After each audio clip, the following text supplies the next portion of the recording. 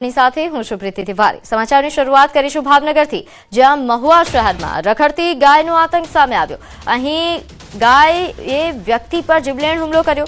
જોહા વિસ્તારમાં શાળા નંબર 4 પાસે વ્યક્તિ પર હુમલો થયો। સમગ્ર ઘટનાના દ્રશ્યો સીસીટીવીમાં કેદ થયા છે। સ્થાનિક લોકોએ ભારે જહેમત બાદ વ્યક્તિનો જીવ બચાવ્યો। મહુવામાં હાલ રખડતા ઢોરોની સમસ્યાઓ વધી રહી છે। આખલાઓના આતંકથી પણ નાગરિકો પરેશાન છે। નગરપાલિકા તેમજ તંત્રની બેદરકારી સામે લોકોમાં સવાલો ઉઠી રહ્યા છે। તો હાલ જે રીતે જોઈ શકાય છે કે ગાય દ્વારા અહીં વ્યક્તિ પર હુમલો કરવામાં આવ્યો। જાપામાં શાળા નંબર 4 પાસે વ્યક્તિ પર હુમલો થયો છે। નોંધે છે કે આ પ્રકારની ઘટનાઓ દિવસે ને દિવસે વધી રહી છે। આ ઉપરાંત અહીં આખલાઓનો આતંક પણ છેલ્લા ઘણા સમયથી છે, જેના કારણે લોકોએ યોગ્ય કાર્યવાહી કરવાની માંગ કરી છે। તંત્રની બેદરકારીના કારણે લોકોમાં ઘણા સવાલો ઉઠ્યા છે।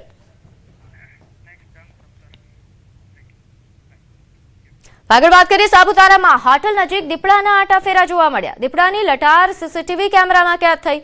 હોટલ નજીક અલગ અલગ સમયે 2 દીપડા દેખાયા। સાપુતારા પ્રવાસન સ્થળ હોય, જેના કારણે અનેક વખત અહીં દીપડા દેખાતા પ્રવાસીઓમાં હવે ડર જોવા મળી રહ્યો છે। હોટલ સંચાલકોએ વન વિભાગના શ્રામગાહન રેન્જના અધિકારીને પણ જાણ કરી। વન વિભાગે પાંજરું મૂક્યું। એ સમયે એક કદાવર દીપડો પાંજરે પુરાયો હતો। હજુ એક દીપડાને પકડવા વન વિભાગનું રાઉન્ડ ધ ક્લોક પેટ્રોલિંગ ચાલુ હતું। એ સમયે બીજો દીપડો ગત રાત્રિના પાંજરે પુરાયો। નોંધે છે કે સાપુતારામાં બીજી વખત છે જ્યારે દીપડો દેખાયો છે। દીપડાની લટારના સીસીટીવી દ્રશ્યો સામે આવ્યા છે। આ પહેલા પણ આ પ્રકારના દ્રશ્યો સામે આવ્યા હતા, જ્યારે વન વિભાગે પાંજરું મૂક્યું હતું અને વન વિભાગે પાંજરું મૂક્યું, જે સફળતાપૂર્વક પાંજરે આ દીપડો પુરાયો છે। આ પહેલા પણ એક દીપડો પાંજરે પુરાયો હતો અને હવે જે બીજો દીપડો દેખાયો હતો તે પણ પાંજરે પુરાયો છે। તો સાપુતારામાં હોટેલ નજીક આ પ્રકારે દીપડાના આટાફેરાથી લોકોમાં ભય જોવા મળ્યો હતો। જોકે વન વિભાગે તાત્કાલિક કાર્યવાહી કરી છે અને આ બંને દીપડાને પાંજરે પૂર્યા છે।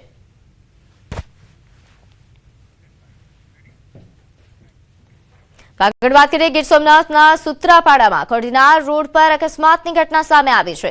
લોઢવા ગામ નજીક 2 રિક્ષાનો આતંક સામે આવ્યો, જેમાં અકસ્માતના સીસીટીવી ફૂટેજ સામે આવ્યા છે। દુર્ઘટનામાં એક મહિલાનું મોત થયા હોવાની પણ વિગત। 11 જેટલા મુસાફરો ઘાયલ થયા હતા, જેમને હોસ્પિટલ ખસેડવામાં આવ્યા। ભયાનક અકસ્માતના સીસીટીવી સામે આવ્યા છે। બંને રિક્ષા સામે ટકરાઈ હતી, જેમાં એક રિક્ષા અન્ય કાર સાથે અથડાઈ હતી।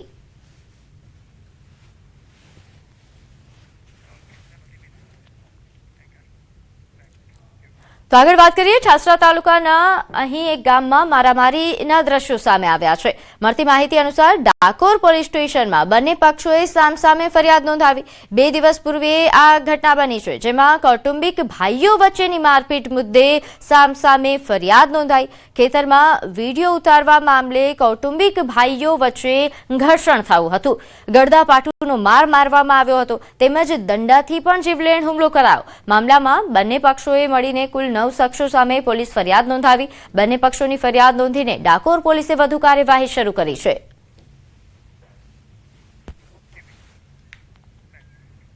આગળ વાત કરીએ રાજસ્થાનના શ્રીકરમાંથી હૃદય કંપાવી દેનારી ઘટના સામે આવી।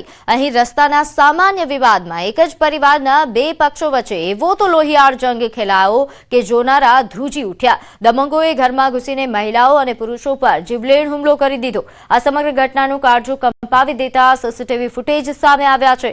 આ ભયાનક દ્રશ્યો જુઓ, કેવી રીતે કાયદો અને વ્યવસ્થાના ધજાગરા ઉડાડીને માથા ભારે તત્વો લાકડીઓ અને લોખંડના સળિયા વડે તૂટી પડ્યા છે। આ આખી ઘટના सीकर जिल्लाना सदर पोलीस स्टेशन विस्तारना मंडावरा गामनी छे। आरोप छे के एक पूर्व आयोजित कावतराना भागरूपे કેટલાક શખ્સો લાકડીઓ અને સળિયા લઈને ઘરના પાછળના રસ્તેથી ત્રાટક્યા હતા। આ નરાધમોએ ઘરમાં હાજર મહિલાઓને પણ ન બક્ષે।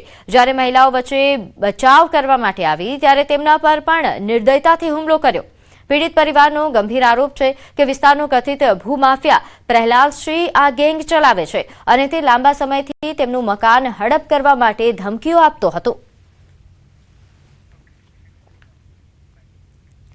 તો દાહોદમાં ધોળા દિવસે સનસનીખેજ લૂંટની ઘટના સામે આવી છે। આંગડિયા પેઢીના કર્મચારી પર હુમલો થયો, જેમાં 1 કરોડથી વધુની લૂંટ થઈ। દાહોદ એપીએમસી માર્કેટના વેરહાઉસ પાસે આ ઘટના બની। નંબર વગરની 2 પલ્સર બાઇક પર આવેલા 6 લૂંટારુઓ લૂંટ ચલાવીને ફરાર થયા છે. લૂંટ કરીને ભાગતા લૂંટારુઓ સીસીટીવી કેમેરામાં કેદ થયા. ઘટનાથી વિસ્તારમાં ભારે ચકચાર છે. પોલીસ તંત્ર પણ દોડતું થયું છે. ઘટના સ્થળે સ્થાનિક પોલીસ સાથે ડીવાયએસપી, એલસીબી, એસઓજી સહિતની ટીમો પહોંચી આરોપીઓની શોધખોળ અને તપાસનો ધમધમાટ શરૂ કરાયો છે.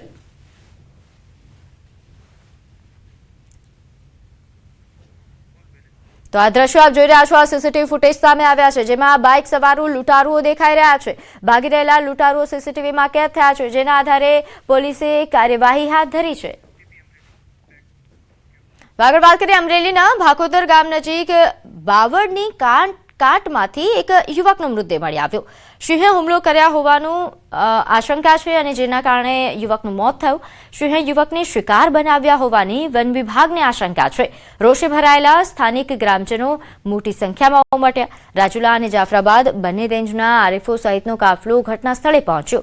લોકોમાં રોષ વધતા જાફરાબાદ મરીન પોલીસ ઘટના સ્થળે પહોંચી સ્થિતિ કંટ્રોલમાં કરવામાં આવી. ભરતભાઈ બારૈયા યુવાન કે જે 2 દિવસથી ગુમ હતો.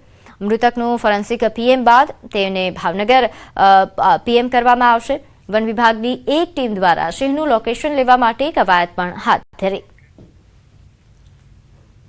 વારાસરૂપ ગામના એક યુવાન જે મૃત્યુ હાલતમાં મળ્યા છે અને સિંહ દ્વારા ફાડી ખાધેલ હોય એવું દેખાય છે. એટલે સિંહ દ્વારા એમનું મૃત્યુ થયું છે. ખાલી ફેસ જ અત્યારે દેખાય છે.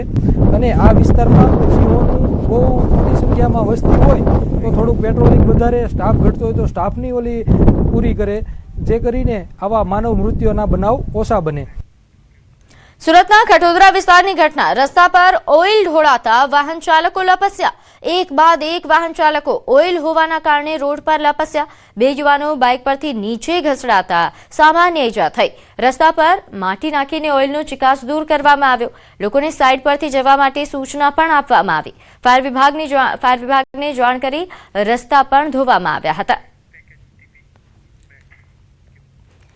હવે આગળ વાત કરીએ. હજારો લોકોને રોજીરોટી પૂરી પાડતા મીઠા ઉદ્યોગ પર અત્યારે સંકટના વાદળો ઘેરાયા છે. આ સંકટનું મુખ્ય કારણ છે ડીઝલની ભારે કટોકટી.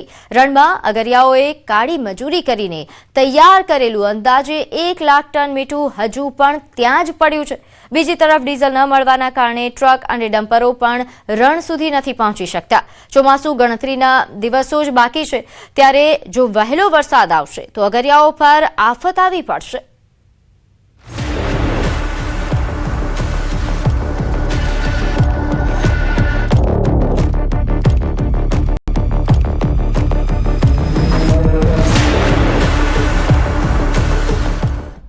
સમગ્ર રાજ્ય અને દેશના રસોડા સુધી મીઠું પૂરું પાડતો ઉદ્યોગ હાલ સંકટમાં ઘેરાયો છે.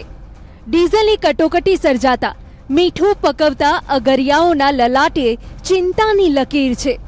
કારણ કે ચોમાસું માથે છે અને હજુ પણ 1 લાખ ટન મીઠું રણમાંથી બહાર લાવવાનું બાકી છે. પરંતુ ડીઝલના વાકે અટકી પડ્યો છે આ સફેદ ઉદ્યોગ.